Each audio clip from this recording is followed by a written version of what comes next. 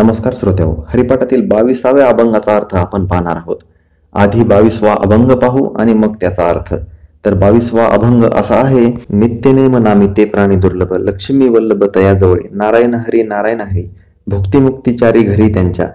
हरिविन जन्म तो नरकची पै जाणा, यमाचा पाहुणा प्राणी होय. ज्ञानदेव पुसे निवृत्तीसी चाळ, गगनाहुनी वाढ नाम आहे. पहिल्या चरणात संत ज्ञानेश्वर महाराज म्हणतात की नित्य नियमाने किंवा दररोज नामस्मरण किंवा भक्ती करणारा मनुष्य हा खूप दुर्लभ आहे.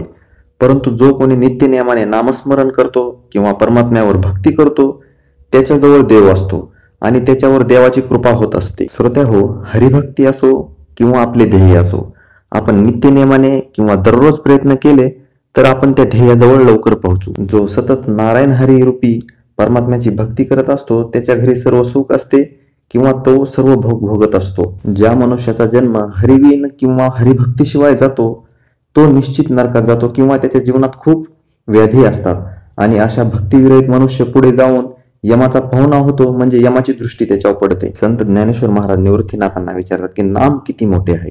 त्यावर निवृत्तीनाथ म्हणतात, या अवकाशापेक्षाही मोठे नाम आहे किंवा नामरूपी परमात्मा हा अवकाशापेक्षाही मोठा आहे. श्रोत्याहो, निवृत्तीनाथ हे संत ज्ञानेश्वर महाराजांचे मोठे भाऊ होते.